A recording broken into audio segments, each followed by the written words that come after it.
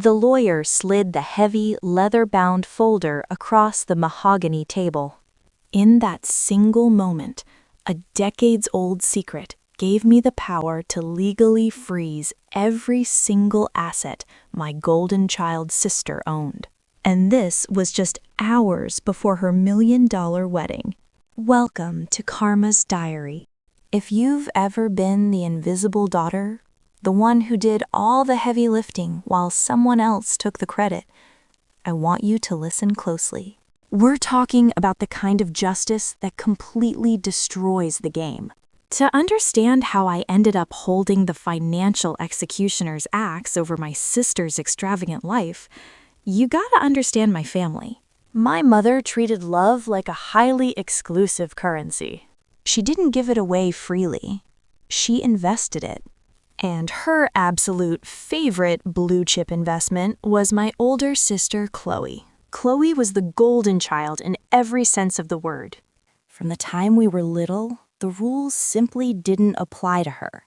If Chloe broke a vase, it was my fault for leaving it too close to the edge. If she wanted a designer dress that cost more than our rent, my mom would take out a high-interest credit card just to make it happen. And then there was me. I was the reliable one, the quiet one. I was expected to need nothing, ask for nothing, and be endlessly grateful for whatever crumbs of attention were left over. I was the designated shock absorber for all of my mother's stress and my sister's tantrums. It was exhausting and it completely drained my youth. But I had a sanctuary. I had my grandfather, Arthur. Grandpa Arthur was a self-made man. He lived in a slightly run-down Victorian house, wore faded flannel shirts, and spent his weekends building birdhouses. You'd never guess the man was sitting on a $50 million portfolio.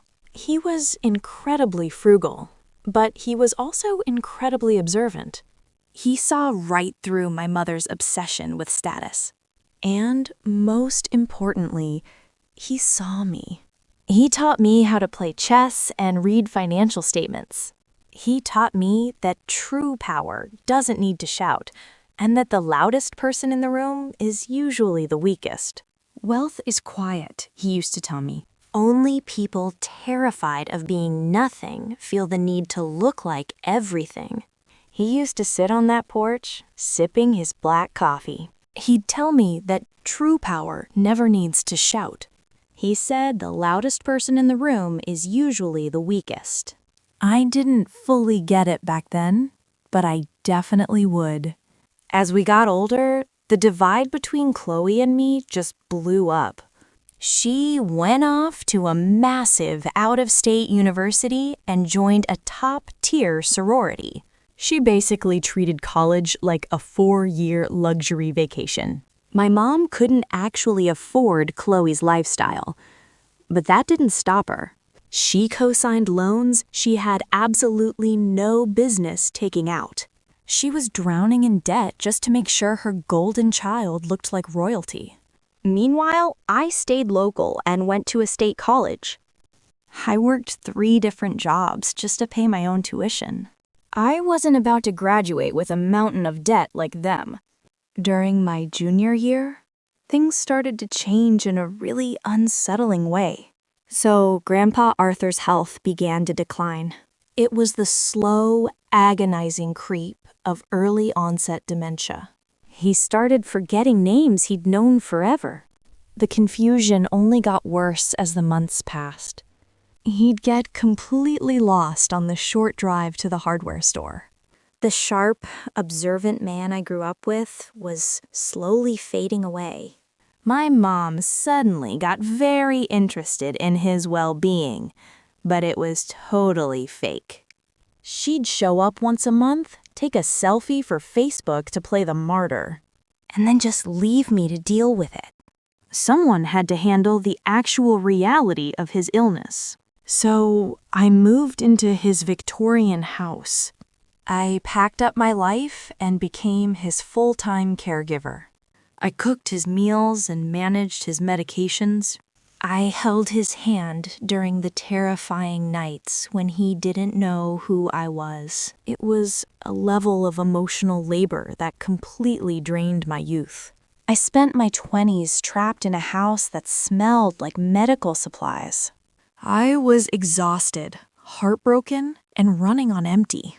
And while I was wiping my grandfather's tears, my sister was out living her best life. Right when Grandpa's mind really started slipping, Chloe's lifestyle got this massive, totally unexplained upgrade. She was working some basic entry-level marketing job, but suddenly she's taking these crazy luxury vacations to Dubai and the Amalfi Coast. She traded in her sensible little sedan for a brand new, fully loaded luxury SUV. Her social media was just a constant flood of new designer bags, diamonds, and five-star dinners. When I asked my mom how Chloe was paying for all this, she just waved me off. She actually tried to tell me Chloe was just brilliant with her money and making smart investments. I knew my mom was either lying or just deeply in denial. Say, entry-level marketing assistants don't just go out and buy sprawling 5-bedroom houses in gated communities. But a year later, that's exactly what Chloe did. I was definitely suspicious. I went through Grandpa's personal checking account, the one I used for his groceries and bills. But everything looked totally normal, no massive withdrawals or anything weird. For 5 whole years, that was our reality. Say, in a bitter contrast, I was wiping my grandfather's tears when he got confused, while Chloe was posting pictures drinking champagne on yachts. I spent my 20s completely trapped, while she built this empire of pure vanity. Then, the inevitable finally happened. Last November, Grandpa Arthur passed away quietly in his sleep. I was completely devastated. I lost my anchor, my mentor, the only person in my family who actually loved me without conditions. My mom and sister, though, they treated his funeral like a red carpet event. Chloe showed up in this custom black designer dress and huge sunglasses, acting like some tragic, grieving widow. She hadn't even visited him in 5 years. And my mom spent the entire week whispering loudly to her friends about the massive inheritance she was about to get. She was literally standing next to his casket talking about remodeling her kitchen and buying a summer home. 2 weeks later, we all got called into Mr. Vance's office for the reading of the will. The vibe in that room was just suffocating. My mom was practically vibrating with excitement, and Chloe just looked bored out of her mind. Mr. Vance adjusted his glasses and started reading. He left my mom $50,000, plus a note saying she'd already drained him emotionally. My mom literally gasped, her face turning bright red. Then he got to Chloe. She got a measly $10,000 with a note saying she already knew how to take what she wanted. Chloe just scoffed and rolled her eyes, looking totally smug. Finally, his voice softened when he got to me. I got the old Victorian house, whatever was left in his checking account, and our chess set. The whole room just went dead silent. That silence didn't last long before my mom absolutely exploded. She started screaming at Mr. Vance, accusing him of fraud and demanding an audit. She couldn't wrap her head around where the $50 million went. Chloe just stood up and smoothed her skirt. She looked down at me with pure pity, mocking me for wasting my 20s taking care of him. Then she bragged about having a wedding dress fitting to get to. She walked right out, with my mom trailing behind her, still screaming about lawsuits. I just sat there in that heavy leather chair, totally numb. I didn't even care about the money. I just missed my grandpa. Mr. Vance waited until the heavy oak door clicked shut. He walked over, locked it, and his whole formal lawyer vibe just vanished. He turned to me, looking super serious, and asked if I was okay. I lied and said I was fine, just staring at my hands. I told him I never expected to be rich, but I didn't get where all the money went. I asked if Grandpa got scammed. Mr. Vance didn't answer right away. Instead, this slow, deeply satisfying smile spread across his face. He walked back to his desk and unlocked the bottom drawer. He pulled out a second, way thicker leather folder. He told me Grandpa was a brilliant man who knew exactly what my mom and sister were capable of. Then, he slid the heavy folder right across the table to me.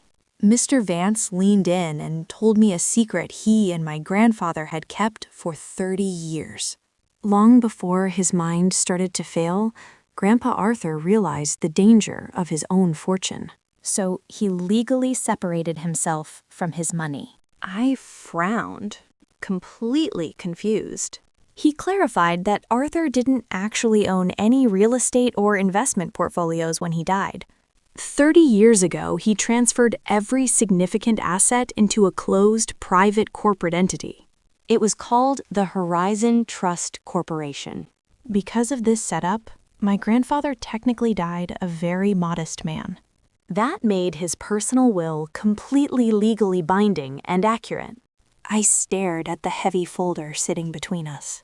I asked the obvious question: who owns the Horizon Trust Corporation? Mr. Vance simply tapped the folder and told me to open it. I reached out and opened the heavy leather cover. Inside was a thick stack of high-quality corporate documents. They were stamped with faded federal seals and filled with notarized signatures in blue ink. I flipped past the cover sheet to the very first page. It was a formal certificate of ownership. I stared at the text, my eyes locking onto the top line. It was my name. Mr. Vance spoke quietly.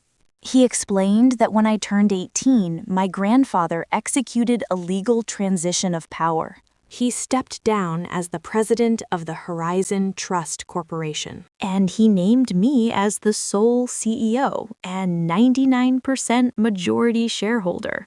His law firm held the remaining 1% just to manage the paperwork. Mr. Vance looked me dead in the eye. He told me I didn't just inherit $50 million. I had legally owned it for the last 10 years. I had sole authority over every property and investment. The room started to spin. I felt like I couldn't breathe as the sheer weight of the revelation crashed down on me. I owned it? All of it. I stammered, asking why he hadn't told me. Why did he keep it a secret? Mr. Vance explained that Arthur wanted me to live a normal life. He wanted me to learn the value of hard work without the corrupting influence of massive wealth. He wanted to protect me from my mother's endless greed. But most importantly, he needed to set a trap. My head snapped up at the word. A trap? Mr. Vance leaned forward, his eyes turning cold and serious. He asked me a question that made my blood run cold. Did I ever wonder how my sister was affording her lavish lifestyle? The cars, the vacations, the $1 million house? I honestly just assumed she was drowning in credit card debt. Or maybe Mom was secretly paying for everything behind my back. I was way too exhausted taking care of Grandpa to really look into it. Mr. Vance shook his head and told me Mom was definitely broke, but not enough to pay for Chloe's life. He said that 5 years ago, Chloe found a checkbook hidden in Grandpa's study. But it wasn't his personal checkbook. It was the operating account for the Horizon Trust Corporation. That account held about $3 million in liquid cash just for corporate expenses. A freezing cold dread washed over me as it all clicked. I asked him if she stole it, and I could barely even speak. He confirmed she took the checkbook and spent 5 years forging Grandpa's signature. She drained almost $3 million to buy her house, her cars, and all those designer clothes. Chloe actually thought she was being a genius, manipulating a dying man with dementia. She figured she was just taking her inheritance early so she wouldn't have to share it with me. She had absolutely no idea what she was really doing. My heart was pounding and I just cut him off. I demanded to know why they didn't just stop her and have her arrested for elder abuse. We could have ended the whole thing years ago. Mr. Vance shook his head and said elder abuse is incredibly hard to prove when someone has dementia. Chloe would have just claimed Grandpa gifted her the cash when his mind was clear. It would have been a massive, ugly legal fight that Grandpa wanted to protect me from. He paused for a second, letting the weight of it all settle in the room. He told me Chloe really believed she was stealing from a sick old man's personal bank account. But because of that corporate trust they built 30 years ago, she was dead wrong. Arthur had zero legal authority over that money, so his forged signature meant absolutely nothing. Chloe wasn't committing elder abuse. She was committing massive, undeniable wire fraud across state lines. Mr. Vance looked me dead in the eye, and his face got incredibly serious. He told me she wasn't stealing from Grandpa. She was stealing from my company. She was stealing directly from me. The realization hit me like a physical blow. The absolute genius of what my grandfather had done finally made sense. He had watched her take that checkbook and forge his name, letting her weave her own legal noose. Because she used fraudulent means to get those funds, every single thing she bought was legally considered the proceeds of a corporate crime. Her house, her car, her jewelry, they were all subject to immediate asset forfeiture by my company. I had the legal right to freeze everything she owned, reclaim the properties, and press federal charges. I sat back in my chair, my mind just racing. After years of being treated like a servant, I finally held all the cards. Just 20 minutes ago, she was standing in this very room mocking me for wiping our grandfather's chin, all while building a life of luxury using money she stole from me. I looked at Mr. Vance and asked, terrifyingly calm, when we could file. He told me we could file the injunctions immediately, but then he paused and reminded me that my sister was in the middle of planning a very expensive event. She was getting married in 6 months. Yes, the wedding. Chloe was engaged to this walking cliché of a finance bro who loved her for the glamorous lifestyle she projected. They were planning a $1 million royal coronation, and she was paying for all of it in stolen cash.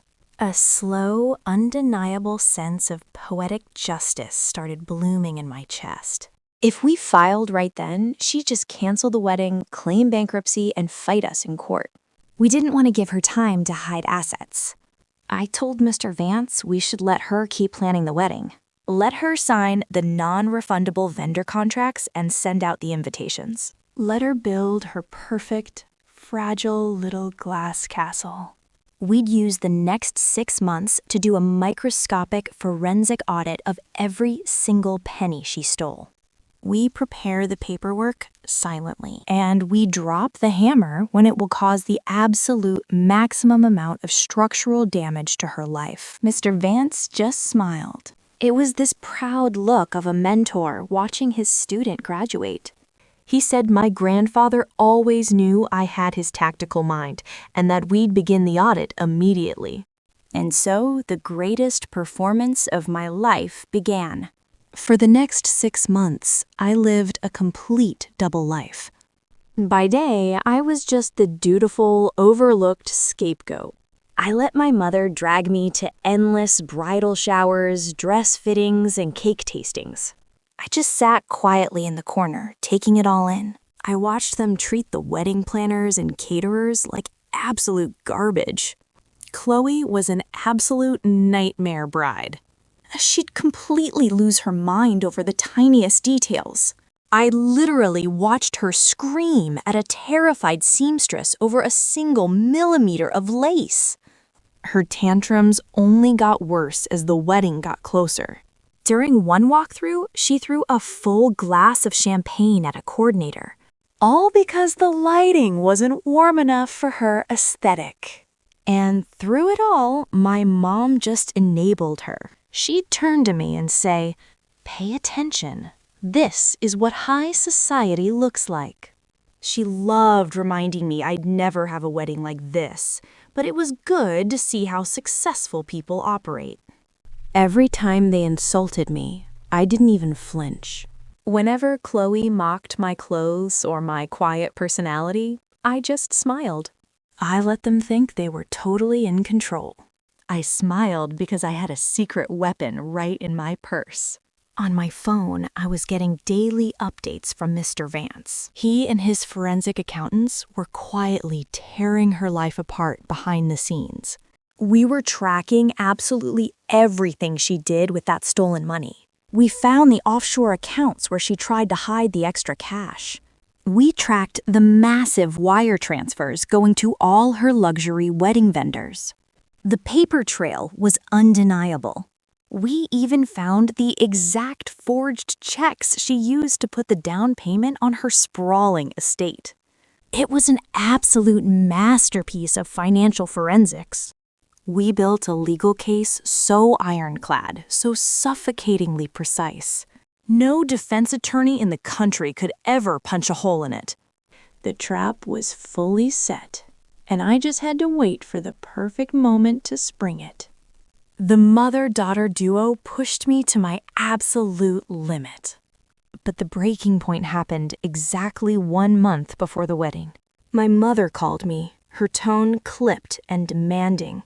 She didn't even bother saying hello.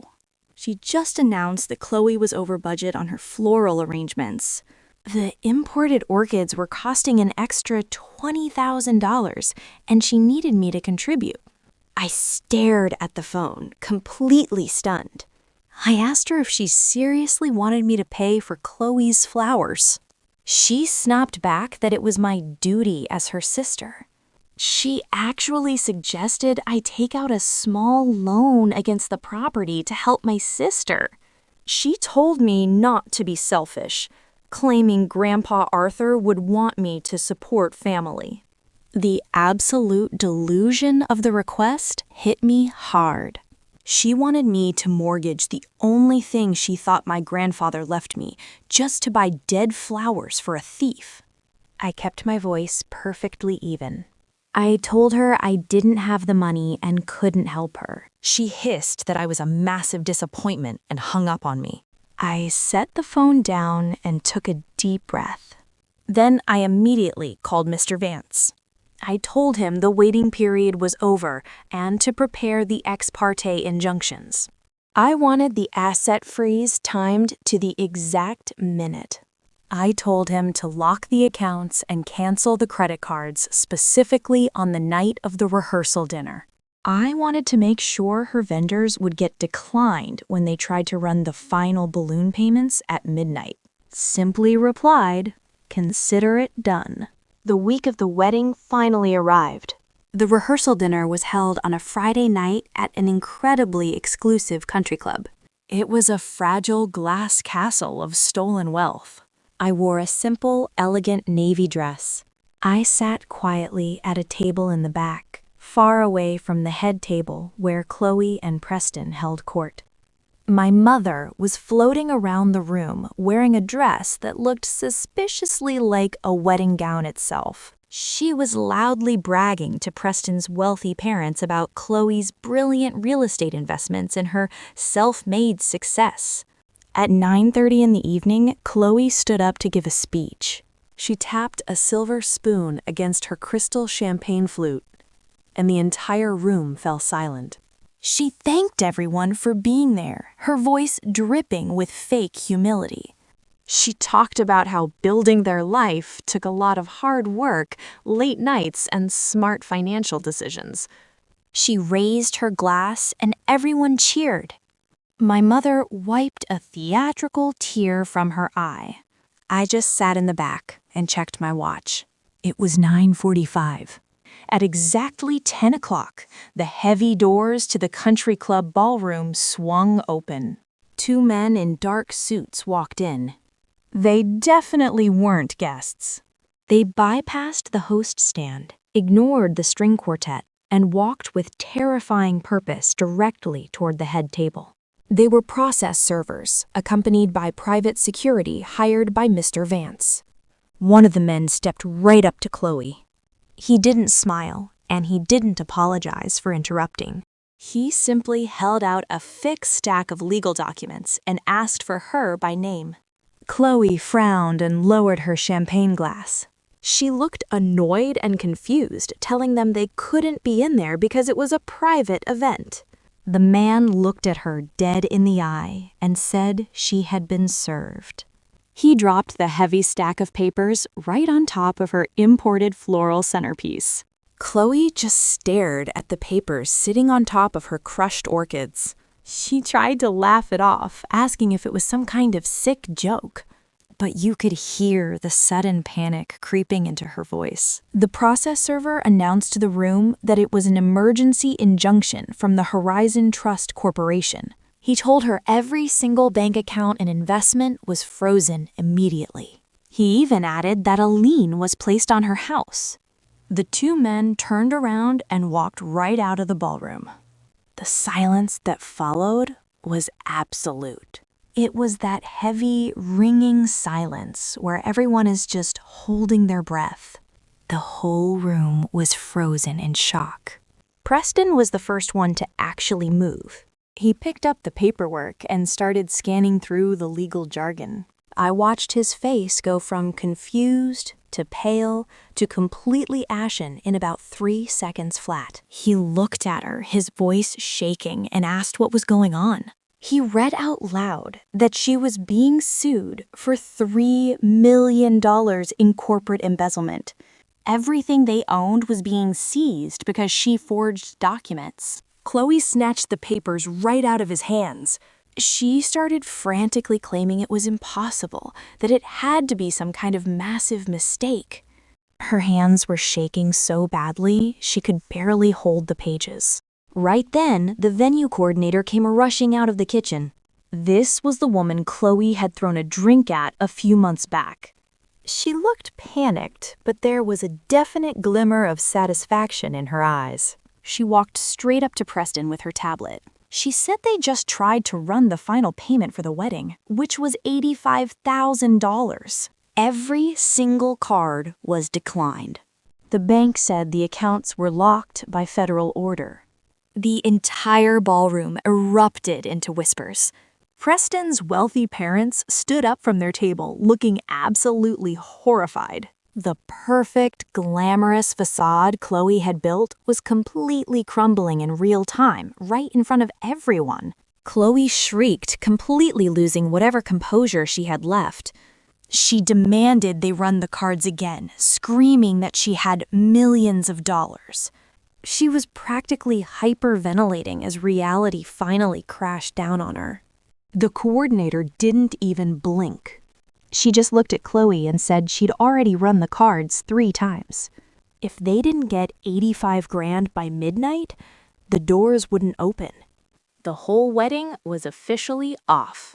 That's when my mom shoved her way to the front of the room. Her face was bright red, totally panicking over the social embarrassment. She actually turned to Preston and demanded he just put the massive bill on his card to fix it.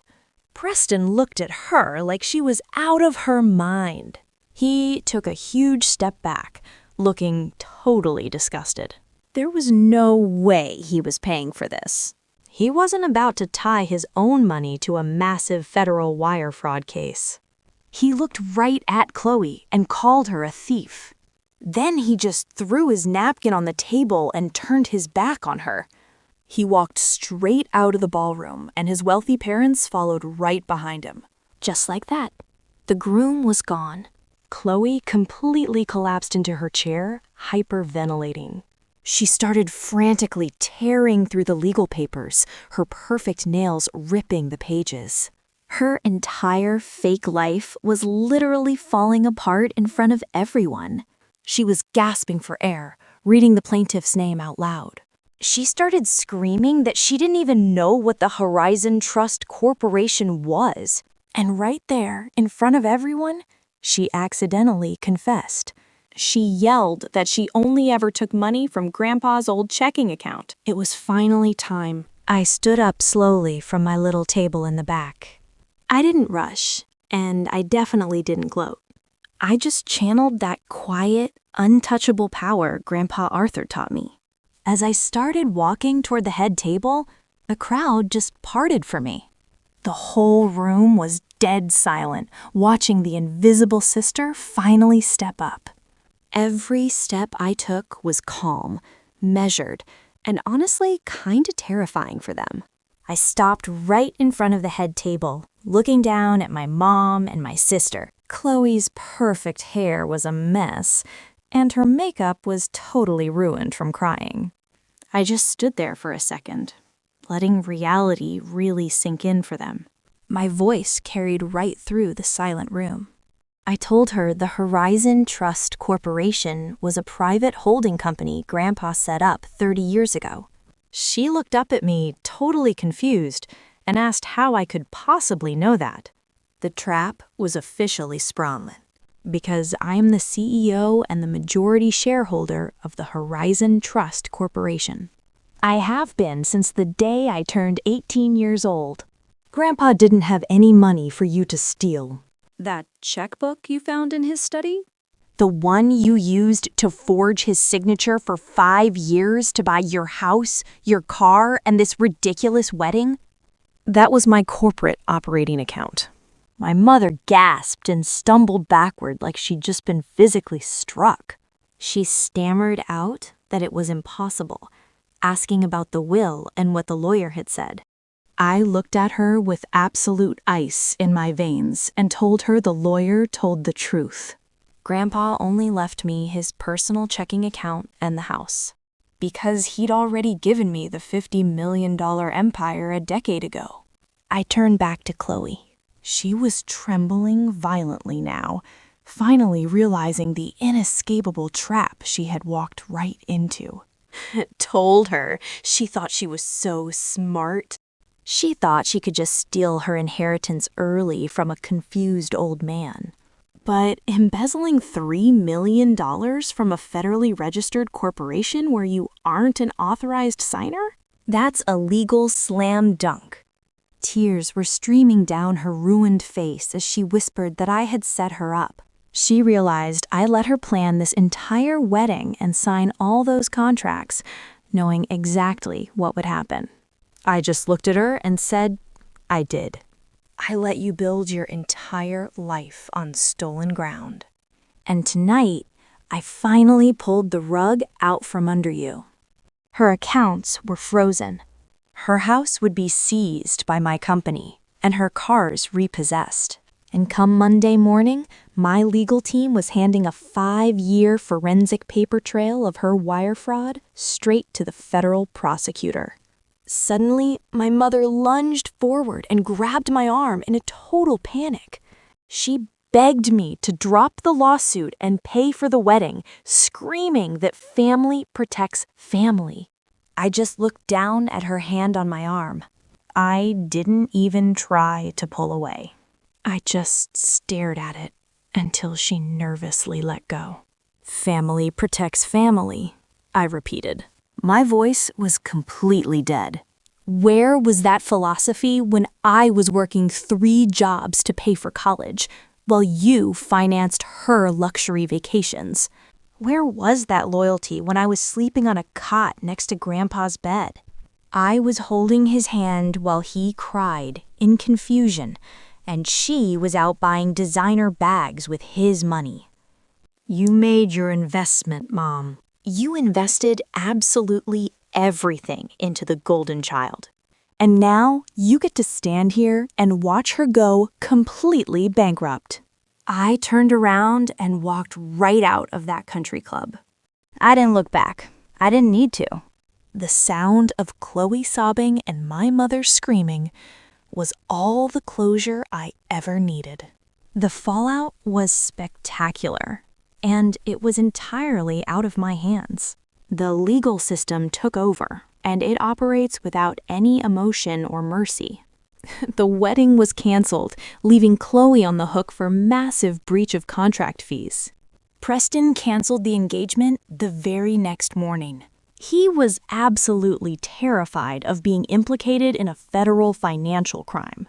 He packed his bags and left her entirely alone in that sprawling house she bought with my money. But she didn't get to stay in that house for long. Because the down payment was made using embezzled corporate funds, my company legally seized the property. We evicted her. We repossessed the Range Rover. We seized her diamond jewelry and all those designer handbags to liquidate and recover the stolen assets. We took it all back. Chloe was left with absolutely nothing. Her credit was destroyed, and her high society reputation just evaporated overnight. People who worship money will drop you the second they realize your money is gone. My mother tried to bail her out, of course. She took out massive loans and maxed out her credit cards. She hired an expensive defense attorney to fight the corporate embezzlement charges. But you cannot fight a 30-year-old ironclad trust. We had a perfectly documented 5-year paper trail of forged checks. The evidence was undeniable. Faced with the reality of a lengthy federal prison sentence, Chloe's lawyer advised her to take a plea deal.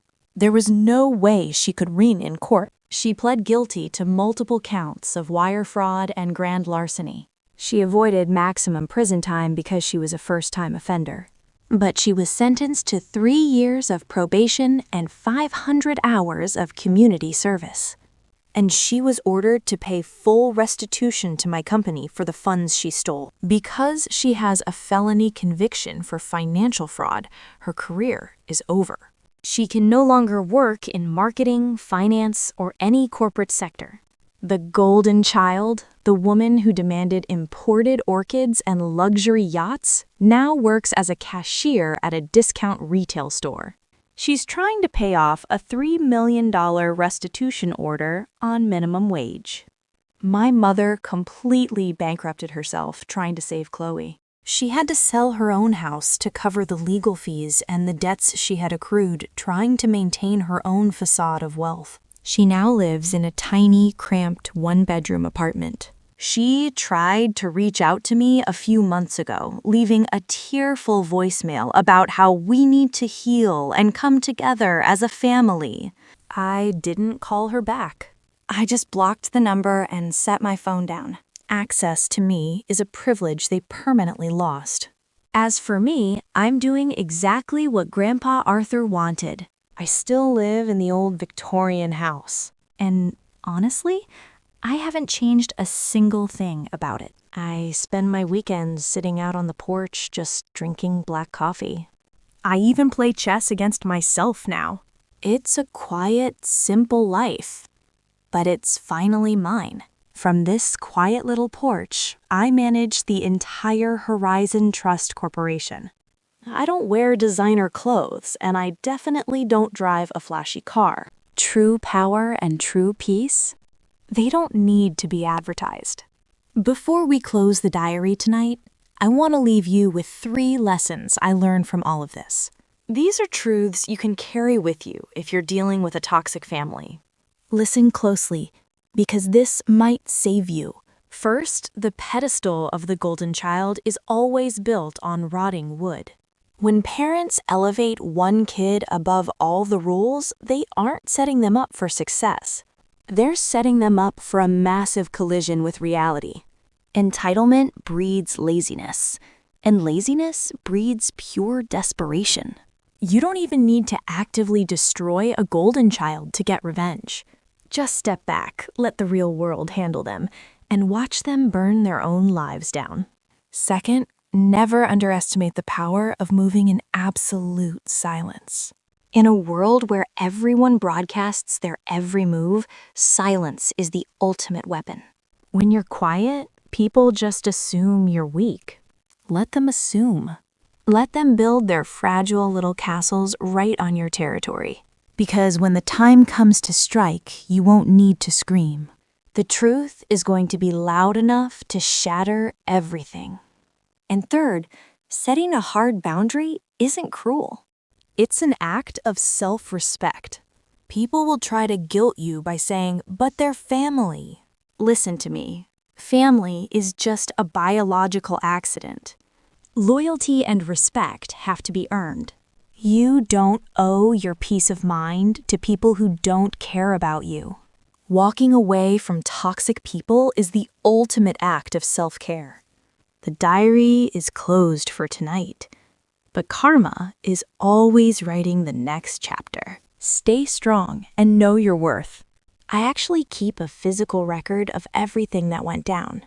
A literal diary of how we took back every single stolen asset. It's a nice little reminder. Justice isn't just some abstract concept. It's a meticulously documented process. Sometimes I think about all those millions sitting in the corporate accounts. If my mom had her way, she'd have blown it on summer homes and designer clothes. And Chloe? She would have burned it all on imported orchids and fake status.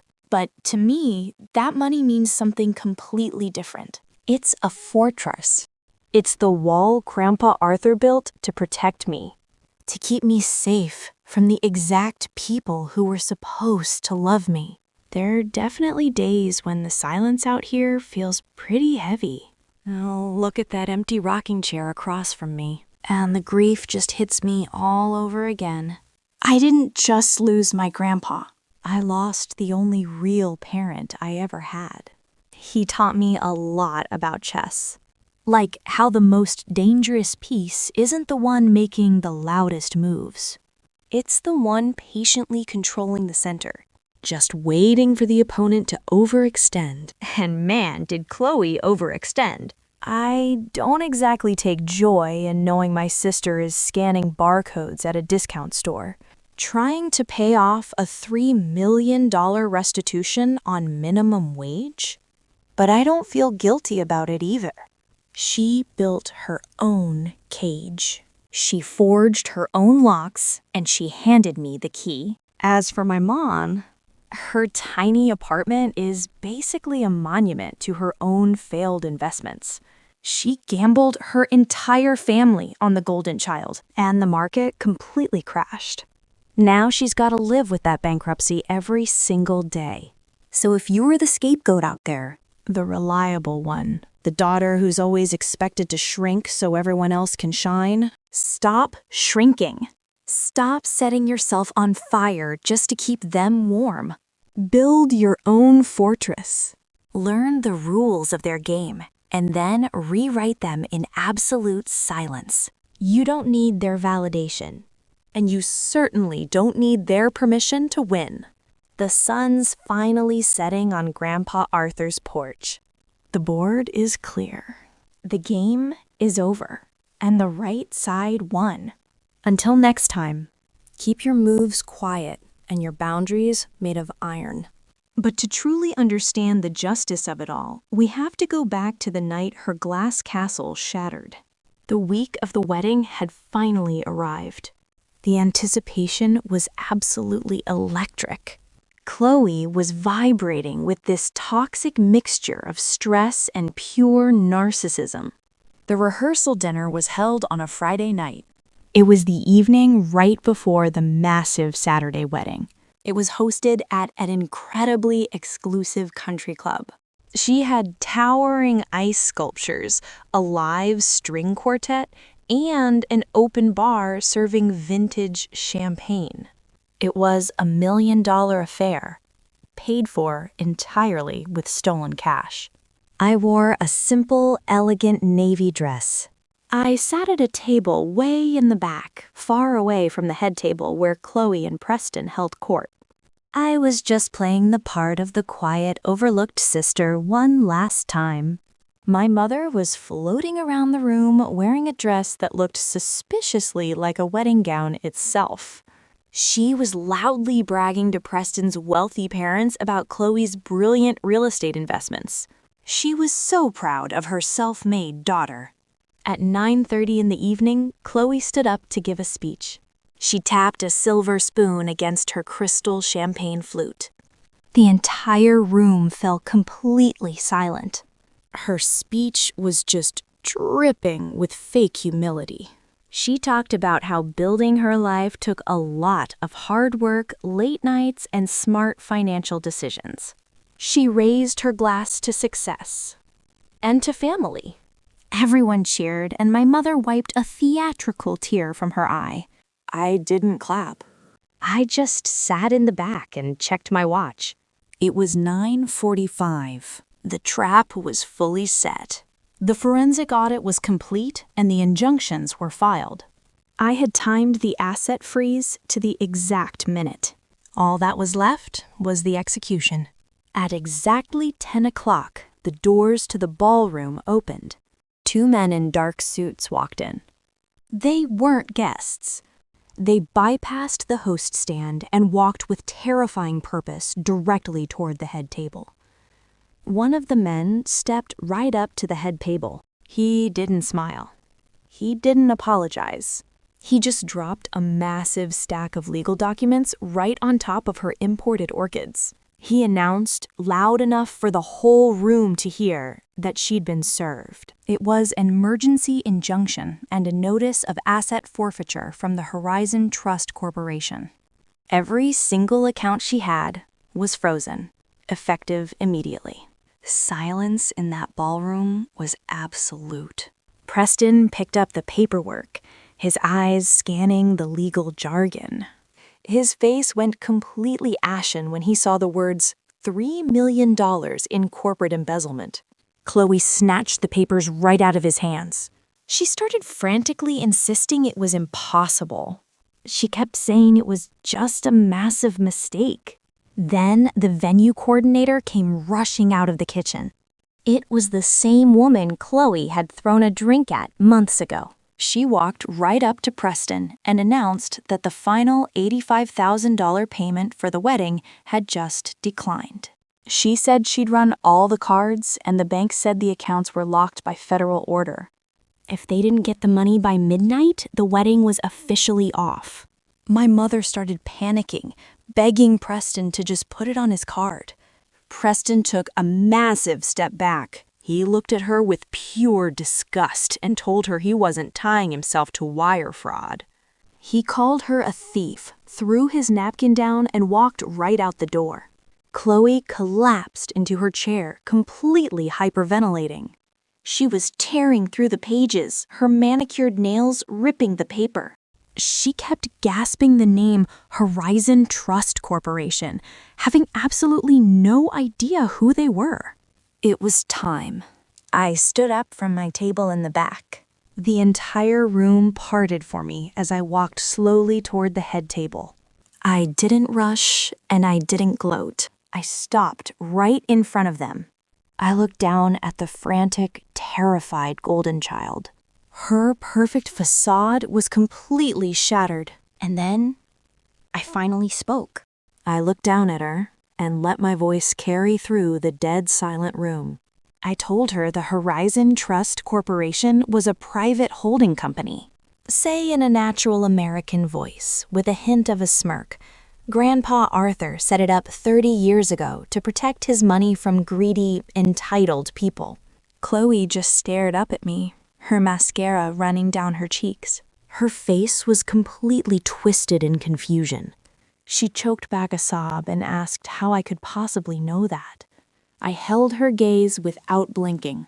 I told her I knew because I am the CEO and the majority shareholder of the Horizon Trust Corporation. And I have been since I was 18 years old. I explained that Grandpa Arthur didn't actually have any money for her to steal. That checkbook she found in his study, the one she used to forge his signature for 5 years, that was my corporate operating account. My mother gasped and stumbled backward like she'd just been physically struck. She started stammering, asking how I could own it. She kept saying the lawyer told us the will left everything to her. I looked at my mother with absolute ice in my veins. I told her Mr. Vance told the truth. Grandpa left me his personal checking account because he had already given me the $50 million empire a decade ago. I turned back to Chloe. She was trembling violently now, finally realizing the inescapable trap she had walked right into. I told her she thought she was so smart, taking advantage of a dying old man with dementia. I told her Grandpa knew. He watched her forge those checks and let her do it. Stealing from a confused old man is hard to prove in court. But embezzling $3 million from a federal corporation? That's a slam dunk. Chloe just whispered through her tears that I set her up. She realized I let her plan this entire extravagant wedding. I let her sign all the non-refundable contracts, knowing exactly what was coming. I didn't even blink. I just told her yes. I did. I let her build her entire life on stolen ground. And tonight, I finally pulled the rug. My mom actually lunged forward and grabbed my arm. She was begging me to drop the lawsuit and just pay for the wedding. She had the nerve to scream that family protects family. I just stared at her hand until she nervously let go. I asked her where that loyalty was when I was working 3 jobs to pay for college. Or when I was sleeping on a cot next to Grandpa's bed while Chloe bought designer bags. I told her she made her investment and now she gets to watch it go bankrupt. Then I turned around and walked right out of that country club. I didn't look back once. Hearing them sob in the background was all the closure I needed. The fallout was spectacular and totally out of my hands. Preston canceled the engagement the very next morning. He packed his bags and left her completely alone in that massive house. He was terrified of getting dragged into a federal wire fraud case. She didn't get to stay in that house for long either. Since she used embezzled funds, my company legally seized the property and evicted her. We repossessed the Range Rover, the jewelry, and all those designer bags. She was left with absolutely nothing. My mom completely bankrupted herself trying to hire a fancy defense attorney. But you can't fight a perfectly documented 5-year paper trail. Facing federal prison, Chloe had to take a plea deal. She pled guilty to wire fraud and grand larceny. Because she's a convicted felon now, her corporate career is over. The golden child who demanded imported orchids and luxury yachts got a massive reality check. She now works as a cashier at a discount retail store. She's trying to pay off a $3 million restitution order on minimum wage. My mom had to sell her own house to cover the legal fees and her massive credit card debt. She lives in a tiny, cramped apartment now. A few months ago, she left me this tearful voicemail about how we need to heal and come together as a family. I didn't even bother calling her back. I just blocked the number. Access to me is a privilege they permanently lost. I don't feel a single ounce of guilt about it either. As for me, I'm doing exactly what Grandpa Arthur wanted. I still live in his Victorian house, and I haven't changed a thing. On the weekends, I sit on the porch, drink black coffee, and play chess. True power and true peace don't need to be advertised. I don't wear designer clothes, and I certainly don't drive a flashy car. Simply don't need to. Because true power, true wealth, and true peace do not need to be advertised. Before we close the diary tonight, I want to leave you with 3 lessons I learned from this entire ordeal. 3 truths you can carry with you if you're currently dealing with a toxic family dynamic. It's crucial to understand how to protect yourself. First, the pedestal of the golden child is always built on rotting wood. When parents elevate one child above all rules and accountability, they're not setting that child up for success. They're actually doing them a massive disservice. They're setting them up for a catastrophic collision with reality. Entitlement breeds laziness, and laziness breeds desperation. You don't need to actively destroy a golden child. If you simply step back and let the real world handle them, they'll eventually burn themselves down. Second, never underestimate the power of moving in absolute silence.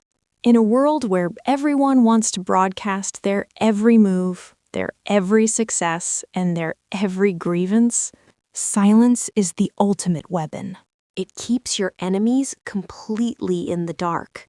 When you're quiet, people assume you're weak. They assume you're ignorant. Let them assume. Let them build their fragile little castles on your silent territory. When the time comes to strike, you won't need to scream. The truth will be loud enough.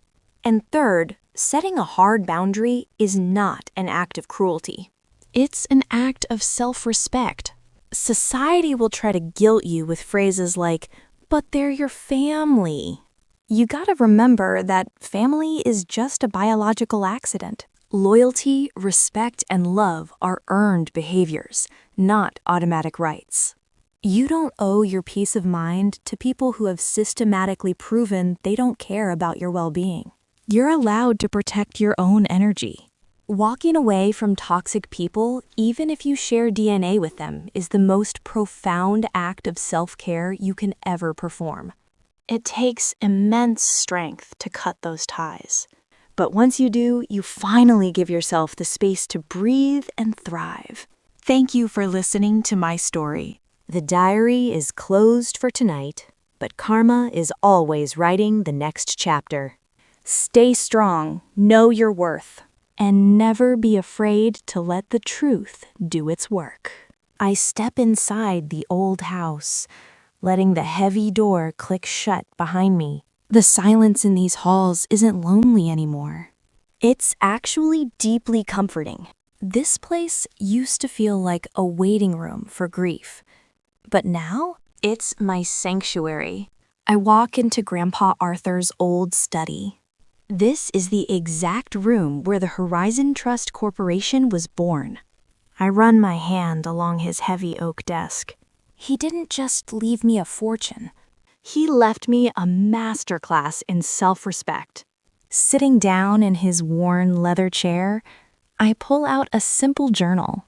This is the real diary. The place where I documented every exhausting day and every silent victory. I realize the millions in the bank mean absolutely nothing compared to this. I finally have total peace of mind. I write down the final thoughts of this chapter. With a quiet exhale, I close the cover. I'm sealing away the ghosts of my mother's greed and my sister's vanity forever. The past is officially closed. And the future? It's entirely mine to write. Outside, the evening fully sets in, wrapping the old house in twilight. The warm light from the study window glows steadily against the dark. It stands as a silent testament to everything we've talked about. Sometimes the absolute greatest revenge is simply living a beautiful, unbothered life.